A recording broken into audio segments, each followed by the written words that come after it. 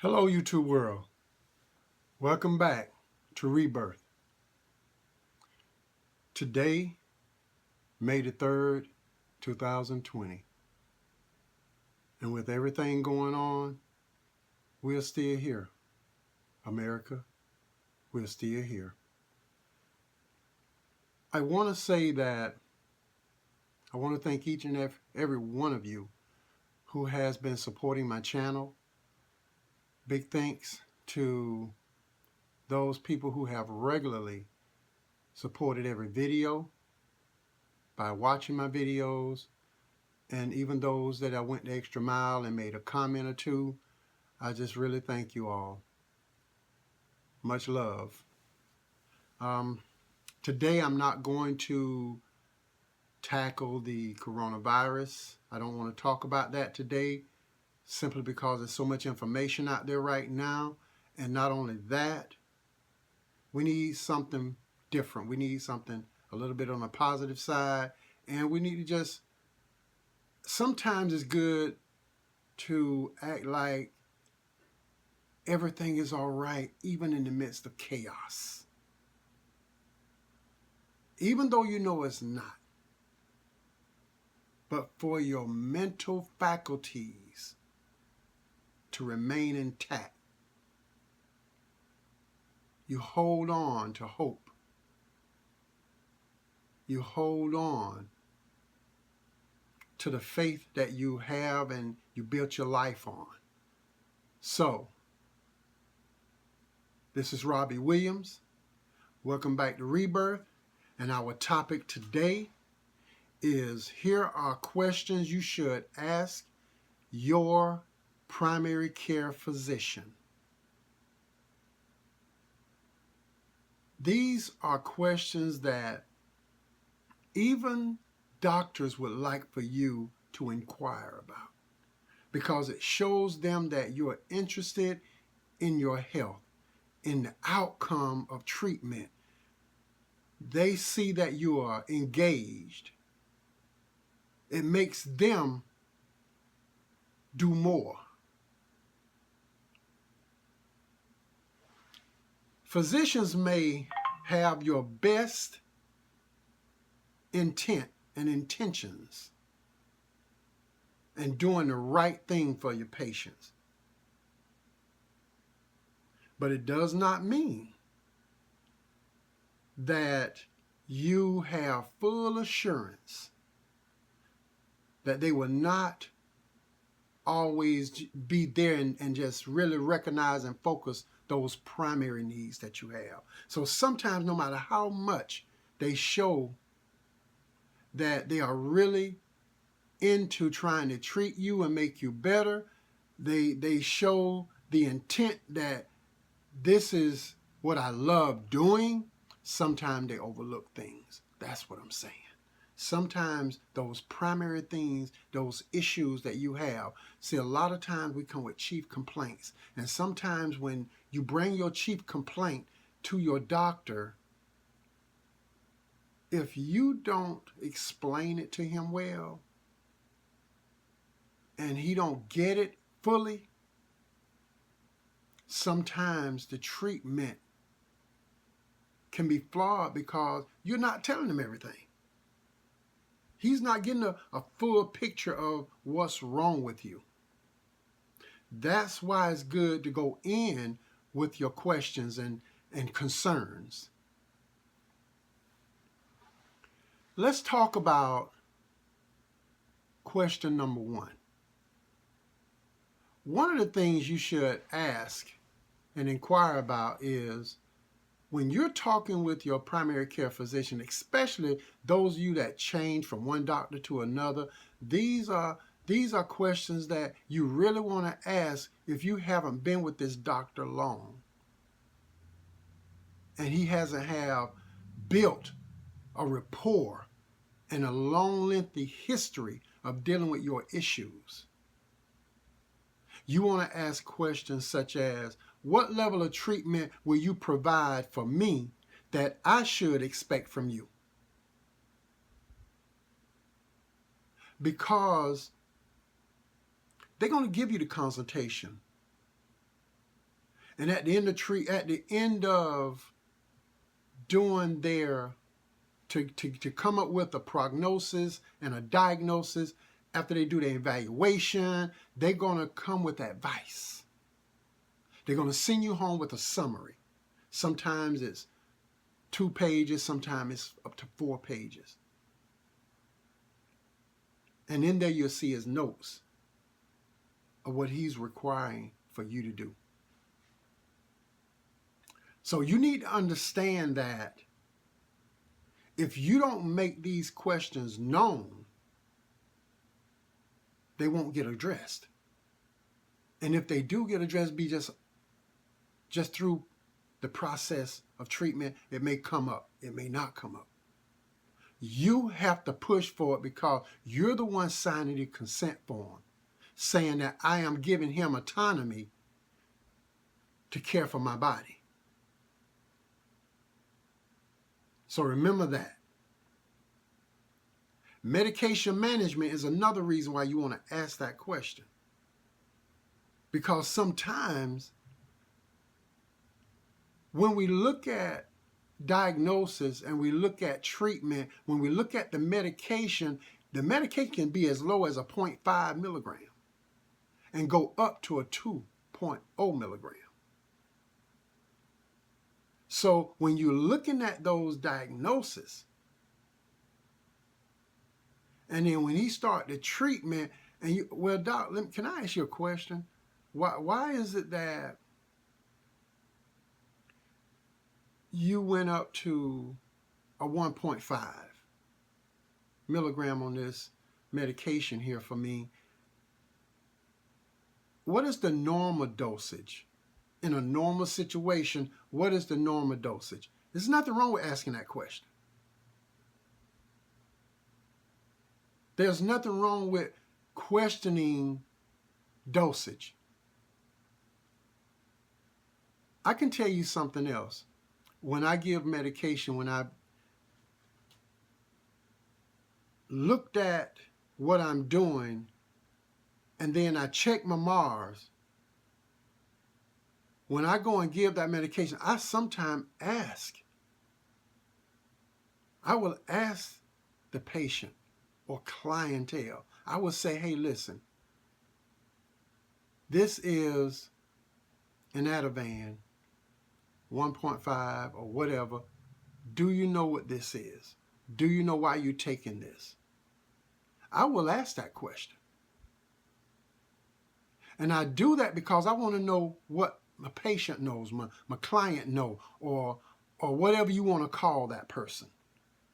Consumer, whatever you want to call that person. You're asking the question to check their knowledge base, because a lot of times those that know will check you. They'll say, wait, hold on, you giving me 3 pills. I'm supposed to take but 2. These are the things that you want to be aware of.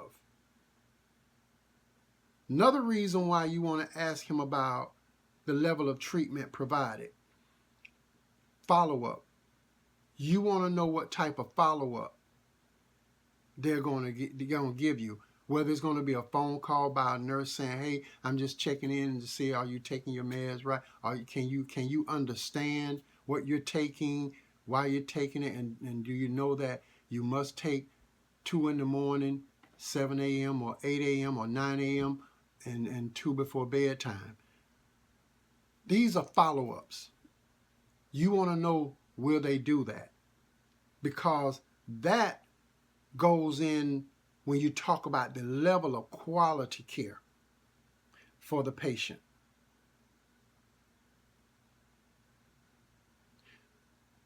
It is not even nothing wrong with asking for treatment protocol. Hey, what is the protocol for this type of treatment? You know, what from A to C, what are you going to do? How did this work, doc? There's nothing wrong with asking that question. Because even though you sign an informed consent, even though you consent to giving him autonomy to do the authorization to work on your body, yet and still you have power. You can say no to treatment if you feel uncomfortable. You can say, hold up, doc. Right now, I just don't think, no, I don't want to do this. I want a second opinion, or I want to do this first. Explain this to me first. You have that right. So don't think when you sign the informed consent, when you sign that piece of paper, that consent, you giving them the power to treat you. That doesn't mean you gave away your power. Remember that. All right. Question number 2. You want to ask, what can I do through natural means to improve my condition and quality of life? Let's say that, hypothetically, let's say that you were born with 2 other siblings. You check your mother history, no diabetes. You check your father history, no diabetes. You check your grandmother and grandfather, no diabetes. Your brothers and sisters, no diabetes. But you end up going to the doctor because you're showing some signs and symptoms of a diabetic person. And they say you're pre-diabetic or borderline. They'll say pre or they'll say borderline diabetic. Okay, let's say they say that to you. And they say, oh, we want to put you on this, we want to do that, we want to do this and that. You have the right to ask the question and say, I want to know, what can I do through natural means to improve my health and quality of life?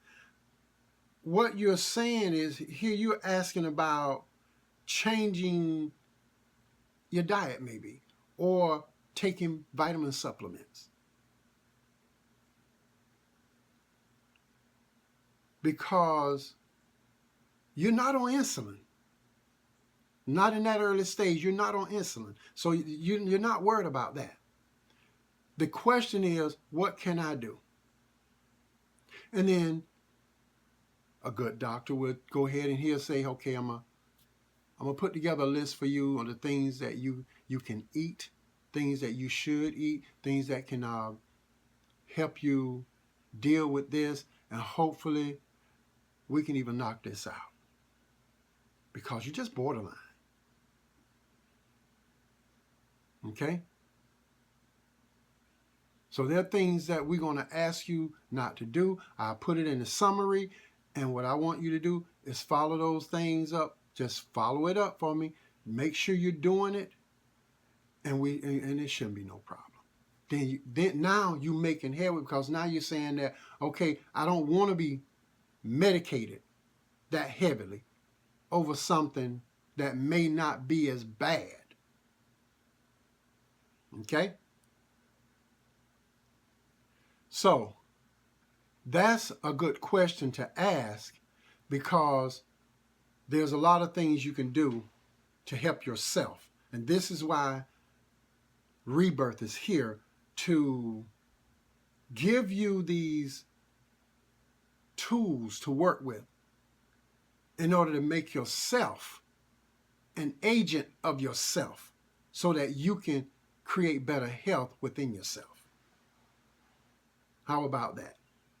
Third question that you should ask: is there a less aggressive procedure that we can try before this one? So you run into certain issues, medical issues, where they want to do treatment. And I mean, for one, hypothetically, again, we look at cancer. Cancer is one. You got radiation treatment. You have all other kinds of treatments that goes with that, okay, doc, I don't want to do radiation right now. What can I do before we get to that, before we have to use radiation? So what you're basically asking him, is there anything that we can do? Is there any type of treatment that is possible for me? You're not looking at other people that have cancer. You're not looking at other people that have whatever type of cancer. You're looking at yourself. What will work for me that we don't have to use such an aggressive treatment? There's nothing wrong with asking that question. We're not asking you to change treatment. We're asking you to ask the question. Then the good doctor, if he goes head on and then look into it for you, he can say, you know what, I found something here that we may be able to try. But if this don't work, I suggest radiation. Then you go right on into it and everything. We good. But you've been put at ease because you're the patient. Okay? Surgical treatment, surgical procedures is another. There are different types of ways that surgeons can do things to help someone, rather than just one type of surgical procedure that may be a little bit difficult, maybe a little bit extreme. You know, who knows? We don't know. Sometimes a doctor will be trying to make a name for herself. We're going to try this new surgical procedure. We're going to do that. But hey, listen, you are the patient. You have power. You want to make sure that what is being done is best for you and not too aggressive. Only what you need. Good. Number 4. What level of wellness outcome should I expect or you are looking for at the end of my treatment? Now we're going to talk percentages, because whenever a doctor put together a treatment plan, he's looking at, there are some people that their bodies go through something and they'll tell you you'll never be 100%. You'll never get back to that 100% percentile in use of your body or that body doing certain functions. So what you want to do, well, hey, what is your level of expectation? Where do you think I'm going to be if I choose this treatment? Where do you think it's going to get me? Because when they look at it, they base it on other treatments, and they base it on not just other, they look at their experiences as well and how often they've dealt with people that had this problem. And they come up with the numbers. So he may say, if you try treatment A, we know for sure that we can get you to an 80 to a 90 percentile. Procedure B is a more aggressive one, but there's no promises that we'll get you over 95. And then you make a choice from there.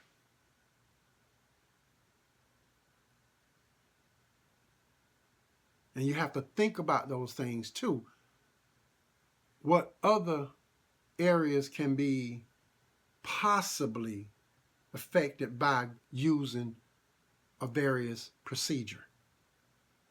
All these things are going to come into play. Moving to number 5. How many different options of treatment are there for me in my medical condition? You're asking that question because you want to know how many other options you have. You want to be able to go home with your family, loved ones. You want to be able to say, hey, listen, this is what I have here. I have 3 right here that if I do this, they're saying here's the side effects. Here's this going on. I may have this problem. I may have, or if they make, this is such a, it takes so much skills to do this procedure. If one slip up, I probably left paralyzed or however. You want to make sure that whatever procedure you choose, you making that decision and no one is coercing you to do it to make themselves look good or just because family is worried and they want to say, no, you don't need to do this. I heard this, I heard it. Take your time. That's why that question is so important. You want to know the different types of treatment in order to get a certain outcome. Okay? Number 6. Will it offend you, doctor? And you're asking your primary care doctor this. You're talking to him. You're saying, will it offend you at any time during my treatment if I ask you that I would like to have a second opinion? Because you want to know how he feel about you coming to him saying, hey, man, I'm not happy with this treatment. I'm not happy with what's going on here. I want a second opinion. Now, good doctors, it won't bother them. You know, it'd be like, okay, I know this one, I know that one. We can go and check here, and we can look at Dr. John, and you know, he has 25 years of experience in doing this. So now you see that his loyalty is towards you to make sure you get better and you get the quality care that you deserve. And that's why that question is important.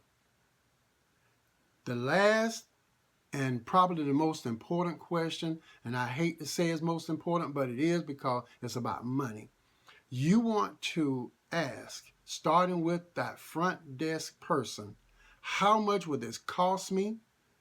You're looking at, once I pay my deductible, you're looking at, or my insurance, will it cover the whole bill? You're looking at, is there a payment option where I can go into a payment plan to meet the total cost?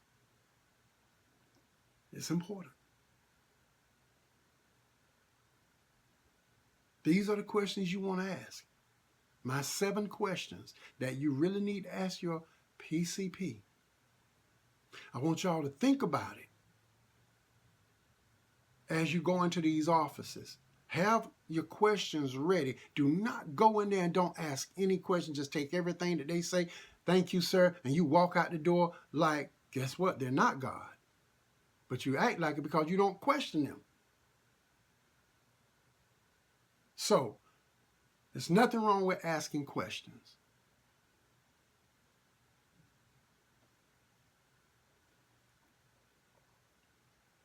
I want to thank you all again. That ends this video, but I want to thank you all for tuning into my channel. Do not forget to like and or subscribe to my channel. I have more content to come, probably dropping another video later today.